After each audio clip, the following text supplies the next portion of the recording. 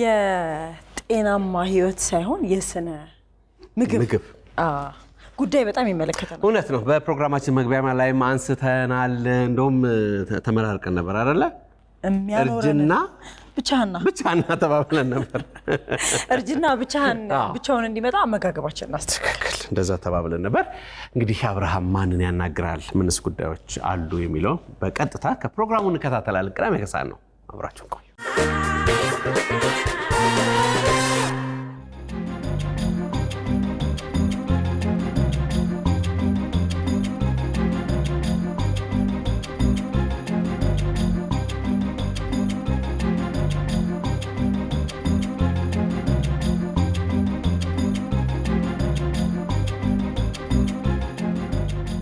ሰላም እንዴት ነህ? ሰላም ነው።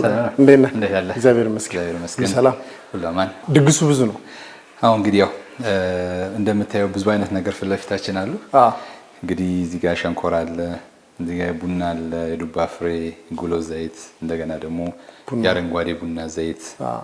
እንግዲህ ብዙ ነገር አለ። እኔ ሸንኮራው የገረመኝ ምንድነው ድሮ ቤተሰቦቻችን ከክፍለ ሀገር ሲመጡ ወይ ደግሞ በቃ የሆነ ዘመድ ሲመጣ ምናምን ከክፍለ ሀገር ሸንኮራ ይዞ ይመጣ ነበር። አሁን ደግሞ አዲስ አበባ ላይ የተለያዩ ቦታዎች ላይ በጋሪ ይዘው የሚዞሩ ሰዎች አሉ፣ በራሳቸውም እየዞሩ የሚሸጡ ሰዎች አሉና ስመጣ እየበላው ነው የመጣሁት። ሸንኮራ መድኃኒት ነው ስላልከኝ ግን የምን መድኃኒት እንደሆነ በደንብ እናወራበታለን እና እኔም እየበላው ነው የመጣሁት። ስለዚህ መድኃኒት ወስጃለሁ ማለት ነው። በደንብ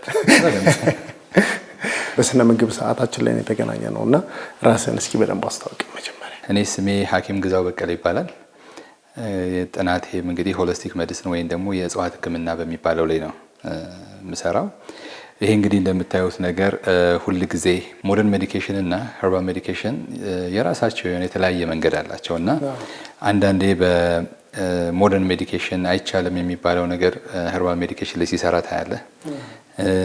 አሁን በአንዳንድ በኩል ሸንኮራን ባነሳል ለምሳሌ ለጨጓራ ትክክለኛ መድኃኒት ነው። ከዚህ በፊት ጨጓራ ነበረብኝ እና ወደ 7 ዓመት ስትሬት እንጀራ አልበላሁኝም በጨጓራ ምክንያት። ምንም ነገር በላ ያመኝም፣ እንጀራ ከበላው ግን ያመኝ ነበርና ልክ በልቼ ሸንኮራ ስበላበት ይተወኛል ወዲያው ነው። ከዛ ረጅም ጊዜ በቃ ይሄ ነገር መድኃኒት ሊሆን ይችላል ያልኩኝ በደንብ አጠናሁት። ይሄ እንግዲህ ከልጅነት አካባቢ ያለ ነው የምነግርህ። በኋላ ላይ ግን ወደ ሕክምናው ደግሞ ስመጣ ወደ ጥናቱ ወደ ሌላው ደግሞ ስመጣ ናቹራል ግሉኮስ ነው። ስለዚህ ጨጓራችን አሲድ በሚሆን ጊዜ አሲዱን በመበረዝ ቆንጆ አይነት ህክምና ይሰጣል። በሞደርን ሜዲኬሽን እንደውም ጁሱ እንደዚህ ሊሆን ይችላል አንዳንድ ነገሮች ይባላል። ግን በትክክለኝነት ገጠርም ስትገባ ብዙ ጥናት አድርገንበታልና በጣም ቆንጆ አይነት የጨጓራ መድኃኒት ነው። እንደገና ለአስም ይሆናል። ስለዚህ ዛሬ ሸንኮራና መድኃኒትነቱን ከዛ ውጭ ደግሞ እንዳልከው በዚህ በተፈጥሯዊ መንገድ ህክምናን መስጠት ራሱ ያው ቤተሰቦቻችን ድሮ ሲያመን ወደ ሆስፒታል ከመውሰዳቸው በፊት ቤት ውስጥ የነዳሙን የተለያዩ ነገሮች ምናምን ይሞክራሉ መጀመሪያ በራሳቸው፣ ከዛ ወደ ህክምና ቦታ ይዘው ይሄዳሉ። ስለዚህ ዛሬ እንዴት አድርገን በተፈጥሯዊ መንገድ ራሳችንን በምግብ እናክማለን የሚለውን እናያለን ማለት ነው። ስለዚህ ዛሬ ሸንኮራውን ቅድሚያ እንሰጥና እነዚህንም በኋላ ላይ ደግሞ በደንብ እናያቸው። በጣም ጥሩ። ከጨጓራው እንግዲህ እንጀምረና እዚህ ጋር ልጭ ያዘጋጀሁት ሸንኮራ አለ። እስኪ አንዱ ሳየው ራሱ ያጓጓል። እንደዚህ በስርዓት ተከትፎ አራት ማዕዘኑ ነው። እንግዲህ ይቺን እንዴት አድርገን ብሌንድ እንደምናደርገው እናያለን። ሸንኮራ ብዙ ጊዜ ሰዎች ገበያ ላይ እኔ እንኳን የማየው ቢጫ አለ፣ አንድ ደግሞ ጠቆር ያለ ሌላ ሸንኮራ አለ። ስለዚህ የትኛው ቢሆን ይመረጣል? ሁለቱም አንድ ነው። አንድ አይነት ነው። ሁለቱም አንድ አይነት ነው። ያው ከሚመጣበት አካባቢ እንደ አፈሩ አይነት እንደ ሸንኮራው አሁን ቡና ስንል ቡና ብዙ አይነት እንዳለው ሁሉ ሸንኮራ ስንልም እንደዛው ነው እንጂ የተለየ ነገር የለውም። ትንሽ ውሃ እንጨምርበትና እንግዲህ ግማሽ ሊትር ውሃ ነች። ስለዚህ እንግዲህ እቺን እንትን አድርገን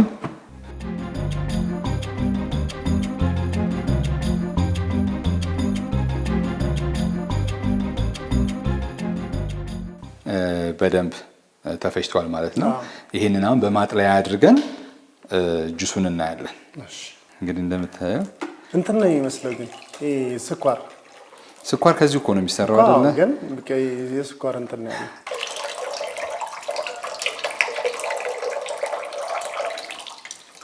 በጣም ጣፋጭ ምን ይመስለኛል። በጣም ቆንጆ ነው። በጣም ጣፋጭ።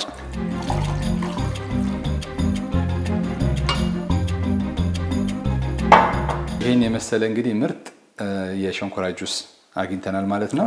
ይሄ እንግዲህ ስኳር የለውም፣ አርቲፊሻል ኢንግሪዲየንት የለውም። ስለዚህ እስኪ ቀምሰህ እስኪ ቅድም ሸንኮራን በልቻለሁ ብለህ እስኪ ደግሞ በጁስ መልክ ያው ይሄ ከለሩ ራሱ ደስ የሚል የብርቱካንም ከለር አለው። የሆነ በጣም ደስ የሚል ጣዕም እንደሚኖረው እርግጥ ነው። ለምን ሸንኮራ ቆንጆ ነው በጣም። እንቅመሰው እስኪ። ለማንም አላካፍልም። በጣም ጣፋጭ ነው።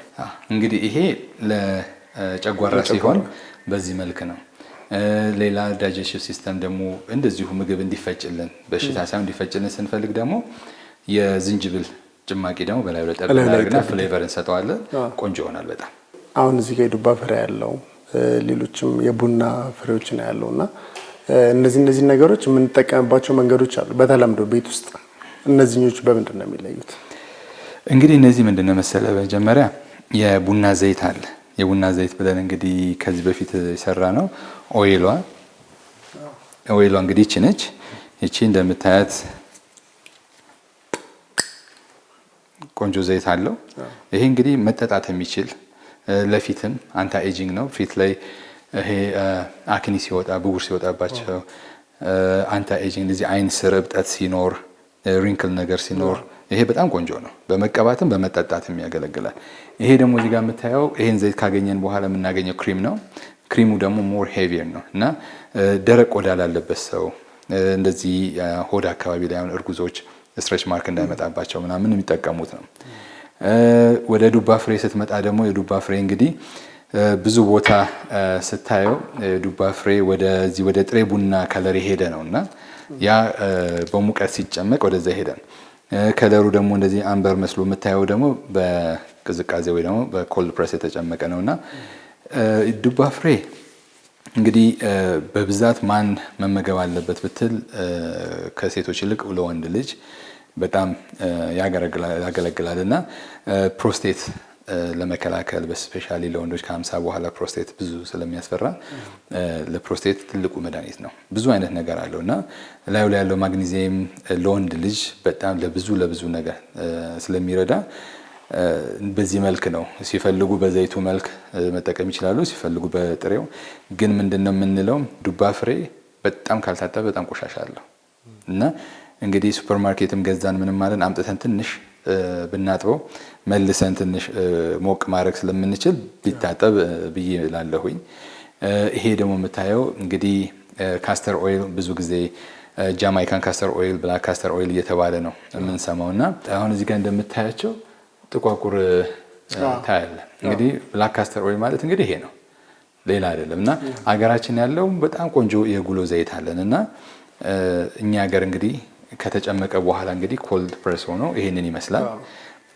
ይሄኛው ደግሞ ጥሬ ቡና ነው።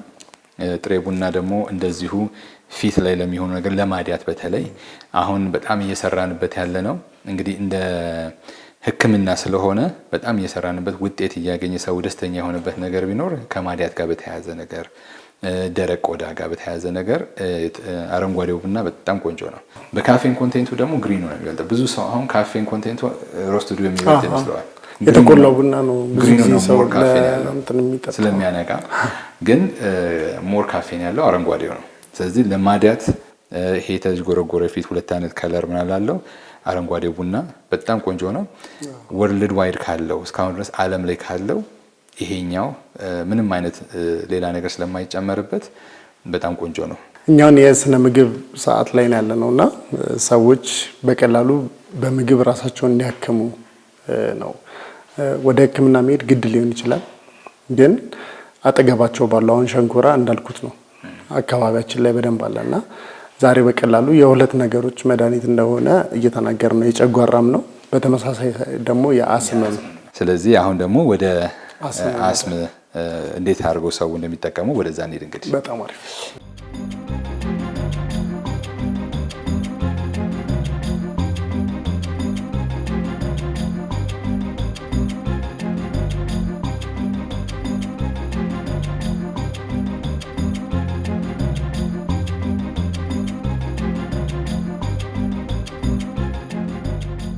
ሁለተኛውን እየጠበቅን ነበር። ይሄው እንግዲህ እንደምታየው ያቃጥላል ትንሽ። ያው ትንሽ እንግዲህ ሞቅ ትላለች።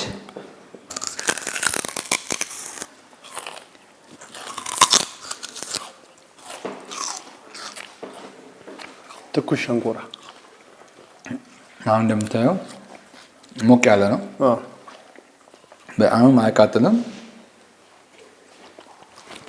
ይህን እንግዲህ ያው እዚህ ላይ ያለውን ነገር ሙከስ ነገር የሆነ ነገር ጠርጎ እንዲያወርደው ነው። ስለዚህ አሁን ለእጃችንም ትንሽ ሞቅ ይላል አይደለም?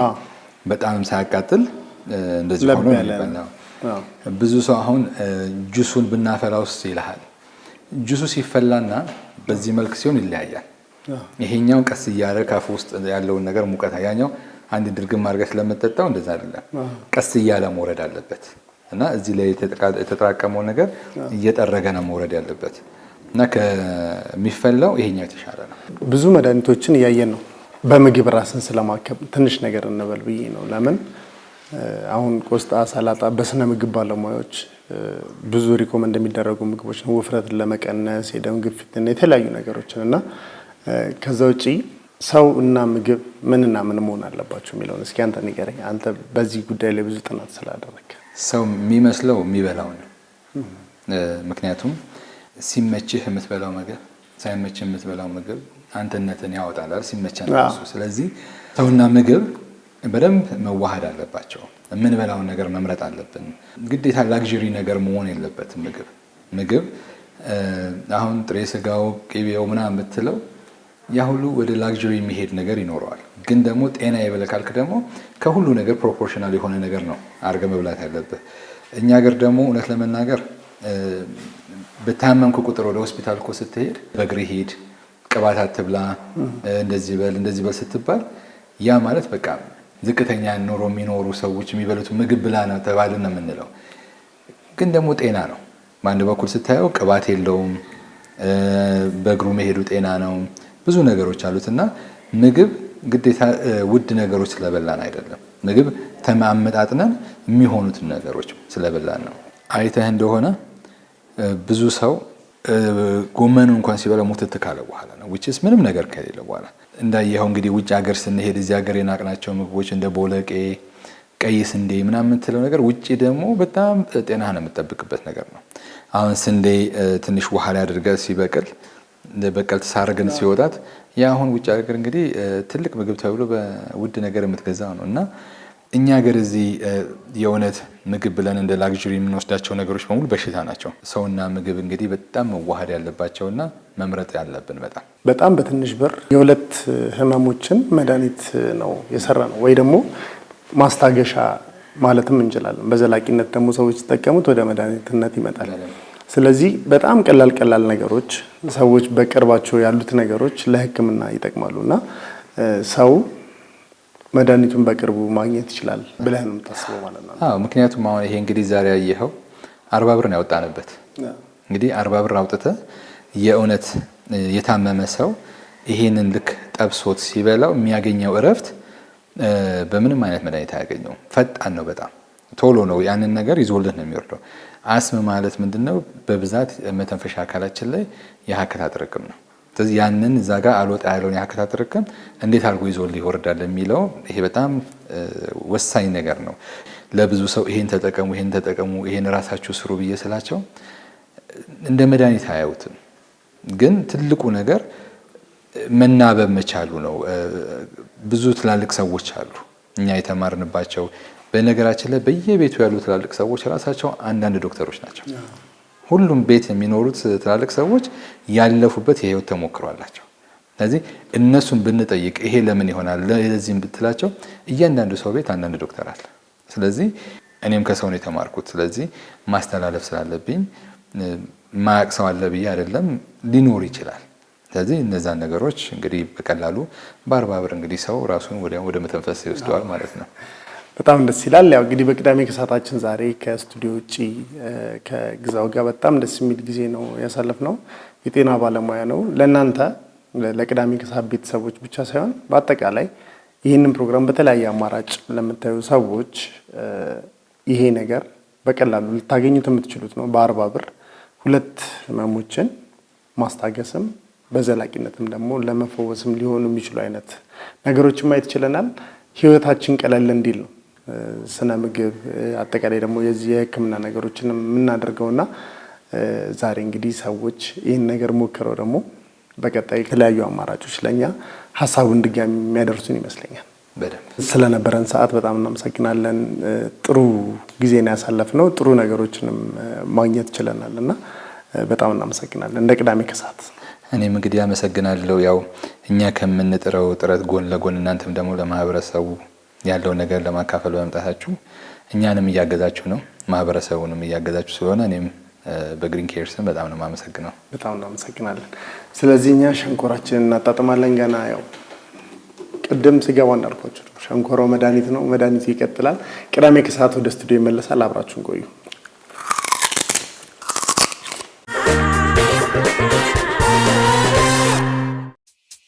ውድ የኢቢኤስ ቴሌቪዥን ተመልካቾች ይህ በስክሪኑ ላይ የምትመለከቱት ትክክለኛው የፌስቡክ አካውንታችን ነው። እንደተለመደው በፕሮግራሞቻችን ላይ ያላችሁን ገንቢ አስተያየት እየጻፋችሁልን ላይክ እና ሼር ማድረጋችሁን ለማስታወስ እንወዳለን። ኢቢኤስ ቴሌቪዥን የርሶ ቀዳሚ ምርጫ